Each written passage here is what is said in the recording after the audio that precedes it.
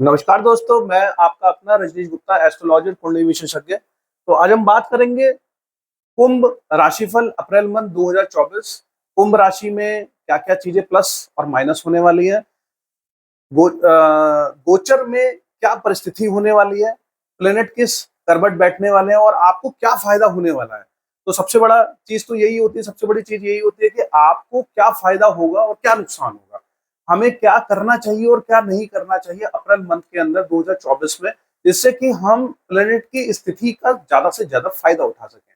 तो शुरू करते हैं आज का राशिफल, यानी कुंभ राशिफल अप्रैल मंथ 2024। तो कुंभ राशि के जो अधिपत्य स्वामी हैं वो हैं शनि। तो हम शनि से इसकी शुरुआत करते हैं, देखते हैं कि शनि किस तरफ बैठे हुए हैं और हमें क्या लाभ प्रोवाइड करा रहे हैं। तो देखिए, सबसे पहले शनि जो है वो हमारे प्रथम भाव के अंदर विराजमान है, यानी कुंभ राशि के अंदर प्रथम भाव के अंदर विराजमान है। तो शनि के प्रथम भाव में बैठने से क्या होगा कि हमारे अंदर कॉन्फिडेंस लेवल तो होगा, लेकिन कहीं ना कहीं आपको जो है अपनी प्रेजेंटेशन स्किल्स पे और काम करने की जरूरत पड़ेगी, क्योंकि आपकी जो परिभाषा है शरीर की वो थोड़ी सी स्लो दिखाई देगी। ऐसा भी होगा कि आप जब कोई चीज करने जाओगे, कोई एफर्ट्स करने जाओगे, तो कहीं ना कहीं ऐसा प्रतीत आपको लगेगा कि आप थोड़ा सा स्लो हो, यानी आपकी परिभाषा शरीर की जो है वो थोड़ी स्लो कहीं ना कहीं दिखाई देने वाली है। साथ ही साथ शनि की जो दृष्टि है वो आपके तीसरे भाव के ऊपर जब रहेगी, तो आपके छोटे भाई बहनों से मतभेद होने के चांसेस बने रहेंगे। साथ ही साथ उसकी जो सातवीं दृष्टि है वो यहाँ पड़ेगी, तो आपकी जो रिलेशंस आपके स्पाउस के साथ में है वो थोड़ा सा अप एंड डाउन की स्थिति हो सकती है, क्योंकि और बिजनेस पार्टनर के साथ में भी अप एंड डाउन की स्थिति हो सकती है, क्योंकि शनि जब यहाँ दृष्टि डालेंगे तो वो वो थोड़ी सी चीजों को स्लो कर देता है। थोड़ा सा उनके अंदर क्या है, कुछ सेपरेटिव एक ग्रह है, कहीं ना कहीं चीजों को रिलेशंस को ऊपर नीचे करने में माहिर है। तो यहाँ पे हम किसी के साथ चिड़चिड़ा बोल के या किसी बहुत अग्रेसिव होके कुछ भी बोल सकते हैं, तो उस कंडीशन के अंदर जो है वो हम आ सकते हैं। तो हमें अपने स्पाउस के साथ में, बिजनेस पार्टनर के साथ में बोलने से पहले या व्यवहार करने से पहले थोड़ी संयमता की जरूरत यहाँ पे करनी चाहिए, जिससे कि हमारे बिजनेस पार्टनर के साथ में, हमारे स्पाउस के साथ में रिलेशन थोड़ा मेंटेन यहाँ पे रह सके।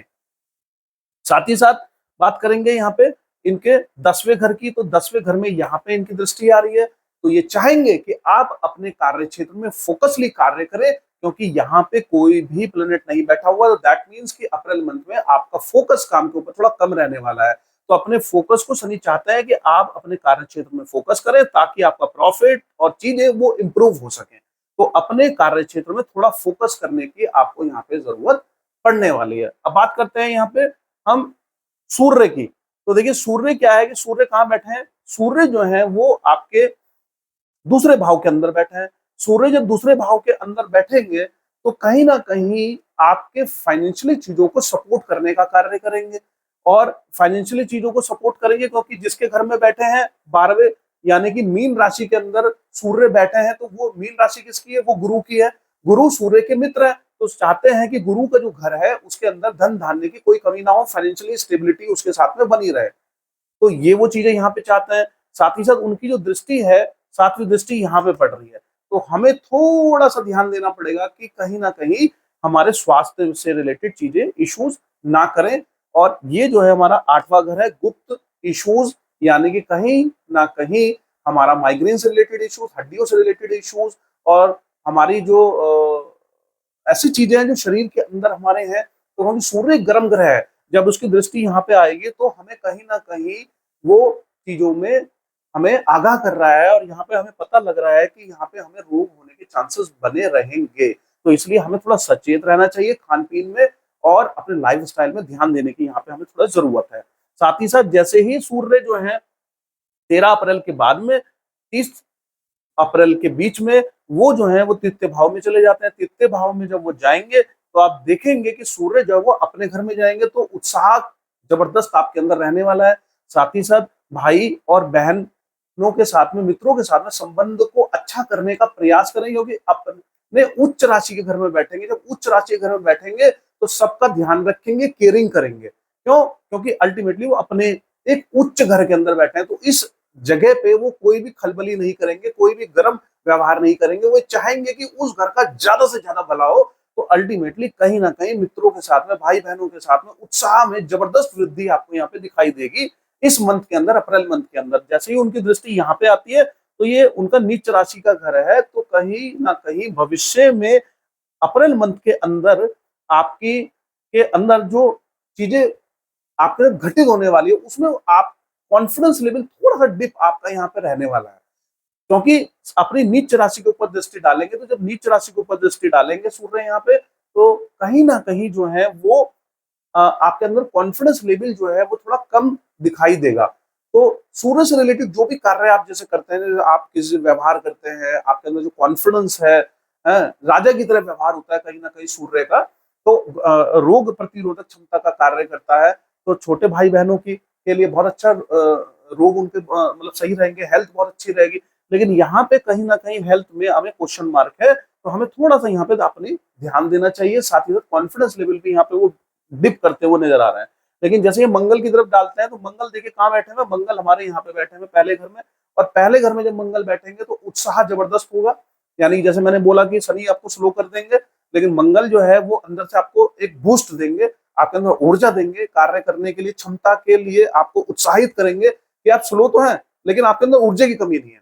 आपके अंदर ऊर्जा कहीं ना कहीं आपकी पर्सनैलिटी से वो झलकेगी, दिखाई देगी, क्योंकि मंगल का यह रहना कहीं ना कहीं 23 अप्रैल तक मंगल यहाँ पे है। तो मंगल जब यहाँ पे रहेंगे तो कहीं ना कहीं ऊर्जा में कोई कमी आपकी नहीं आने वाली है। आपके चेहरे पे ऊर्जा दिखाई देगी, आपके कार्य में वो ऊर्जा दिखाई दे देगी। लेकिन आप महसूस स्लो करेंगे जस्ट बिकॉज ऑफ शनि यहाँ पे बैठे हुए हैं। तो आपको ऐसा लगेगा कि मैं जितने भी एफर्ट्स कर रहा हूँ वो थोड़े से कम है, ऐसा महसूस आप करोगे अप्रैल मंथ के अंदर। 23 अप्रैल के बाद से जैसे ही आप दूसरे भाव में बैठेंगे तो आपका लाभ भाव जो है वो बढ़ जाएगा इमीडिएटली। क्यों? क्योंकि दूसरे भाव के अंदर आप फाइनेंशियली सेक्टर में पहुंच जाते हैं। जब फाइनेंशियली सेक्टर में पहुंचोगे और उससे पहले जैसे आप यहाँ बैठे रहोगे तो उसकी जो दृष्टि है वो यहाँ पड़ रही है, चौथी दृष्टि यहाँ पे आएगी। तो मंगल की दृष्टि जब चौथी यहाँ पे आ रही है, जब आप पहले भाव में बैठे विराजमान है, तो चौथे भाव में जैसे उसकी दृष्टि आती है तो कहीं ना कहीं वो आपके साथ में उत्साह जो है वो जबरदस्त रहेगा। लेकिन कहीं ना कहीं माता से वाद विवाद भी आप कर सकते हो यहाँ पे, और इससे आपके कंफर्ट जोन में थोड़ी सी गिरावट होने के चांसेस बन सकते हैं। लेकिन माता ये चाहती है कि मेरे बच्चे का हमेशा ही भला हो, तो वो आपके साथ में समन में बना रहेगा। लेकिन थोड़ा सा अपने बातचीत में माता के प्रति जो है वो सम्मान रखें, क्योंकि अगर आप सम्मान रखेंगे तो आपको आपका कंफर्ट जोन जो है वो परेशान नहीं करने वाला।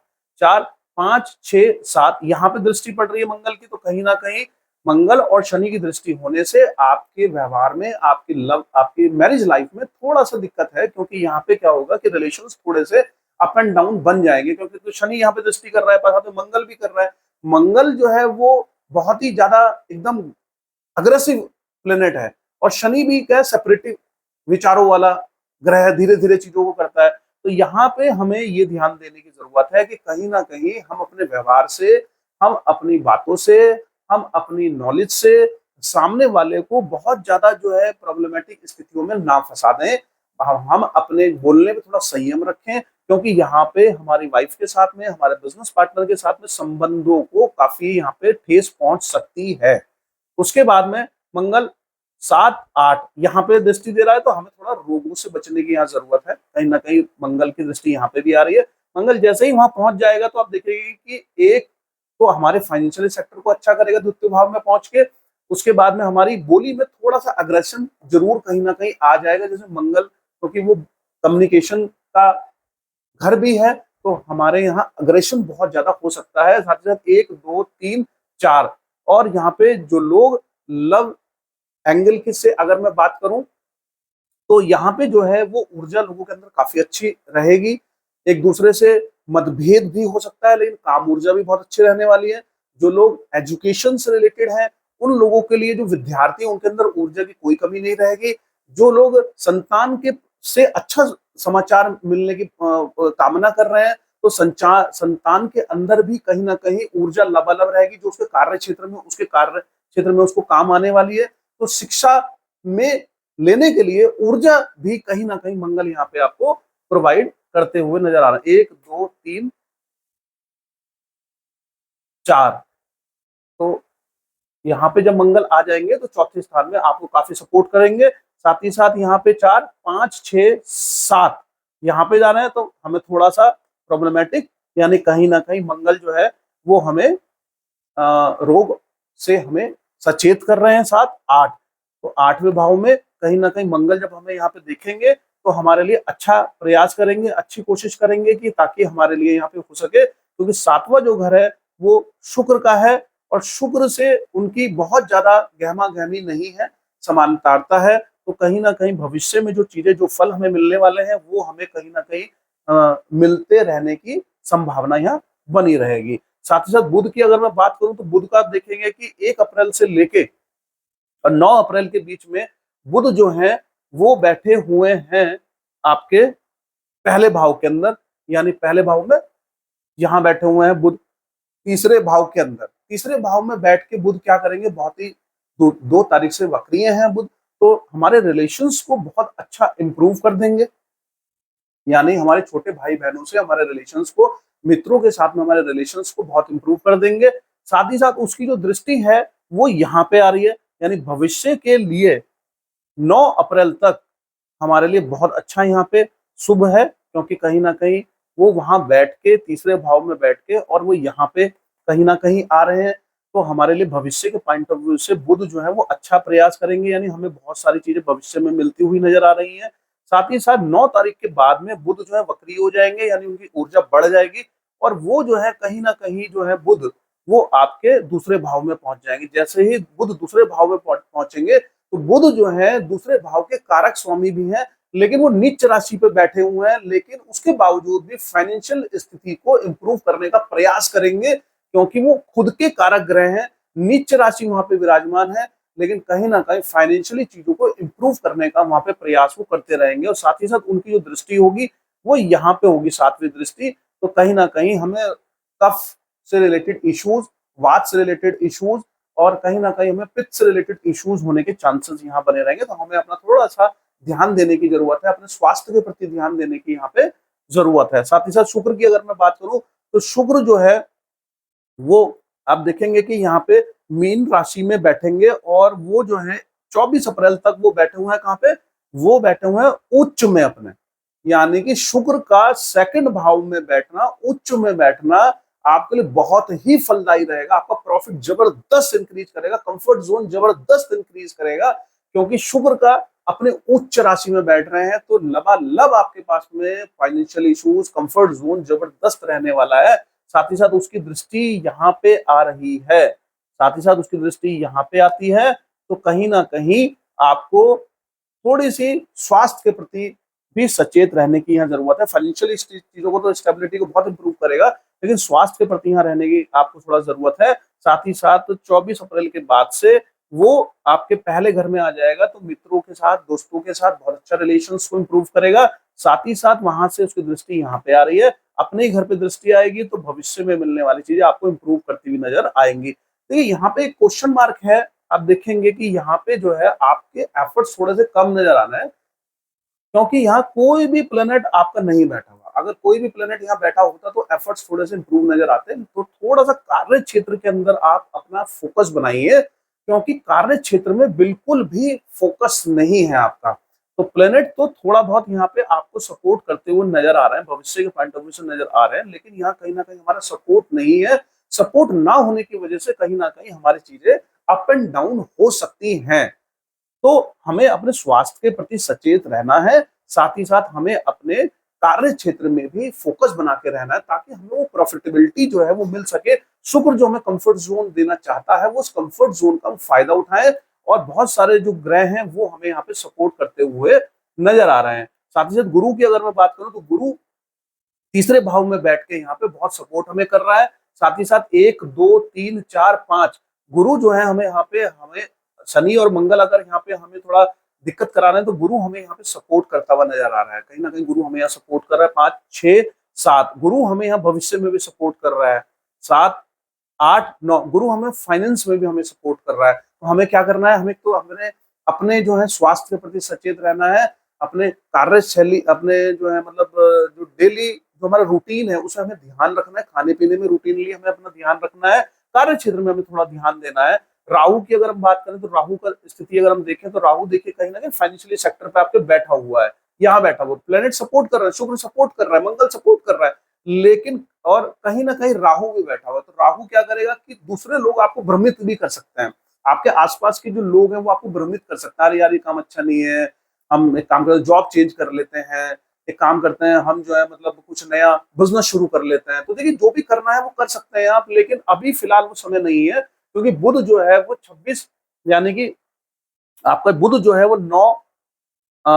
25 अप्रैल तक जो है वो वक्री है। तो 25 अप्रैल तक वक्री होने से क्या होगा कि आप जो भी डिसीजन लेंगे वो उल्टे सीधे हो सकते हैं। तो इसलिए 25 अप्रैल से पहले तो कोई भी इस तरीके का डिसीजन ना लीजिएगा। कोशिश करें थोड़ा सा पॉजिटिव रहें, थोड़ा सा पेशेंस रखें, कार्य क्षेत्र में अपने एफर्ट्स को बढ़ाएं, उससे आपके कार्य क्षेत्र में आपको फायदा होगा, आपके प्रॉफिट्स बढ़ने के चांसेस। थोड़ा पेशेंसफुली सिचुएशंस को टैकल करें, स्वास्थ्य को थोड़ा सा पेशेंसफुली टैक्ट करें, चैलेंज आए तो उसको सामना करें, इमीडिएटली डॉक्टर से कंसल्ट करें। ठीक है, ये सब चीजें करने से आपको फायदा होने वाला है। केतु यहाँ बैठे हुए हैं, तो केतु का यहाँ बैठना कहीं ना कहीं गुप्त चीजों की तरफ संकेत है। तो हमें थोड़ा सा पाठ पूजा इस महीने में थोड़ा बढ़ाएं, क्योंकि यहाँ पे केतु का बैठना तो वो हमें धार्मिक गतिविधियों की तरफ भी ले जा सकता है, हमें ऐसी चीजों की तरफ भी आकर्षित कर सकता है जो ग्रंथ है, जो हमारे धर्म है, जो हमारी कथाएं हैं। तो इस तरह की चीजों की तरफ भी आपको भ्रमित कर सकता है, और साथ ही साथ गुप्त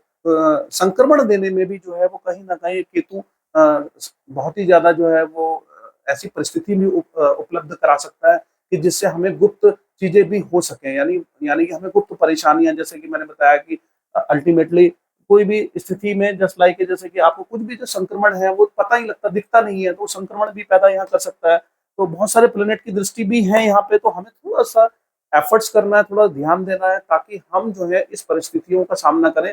इस समय में थोड़ा एफर्ट्स कीजिए, प्रॉफिट अच्छा है, आपको कंफर्ट जोन मिल रहा है, फाइनेंशियल सेक्टर्स में बहुत सारे प्लेनेट आपको सपोर्ट कर रहे हैं, हाँ, लेकिन इंडिकेट भी कर रहे हैं रोग की तरफ भी। तो अपने कार्यशैली में, अपने दिनचर्या में थोड़ा सा अपने लिए समय निकालिए, व्यायाम के लिए समय निकालिए, और दिनचर्या के ऊपर ध्यान देने के लिए समय निकालिए। मेरी विवेचना आपको अच्छे लगे तो प्लीज लाइक करें, सब्सक्राइब करें और लोगों तक इसको पहुंचाएं। आपका दिन मंगल मिले। Thank you so much.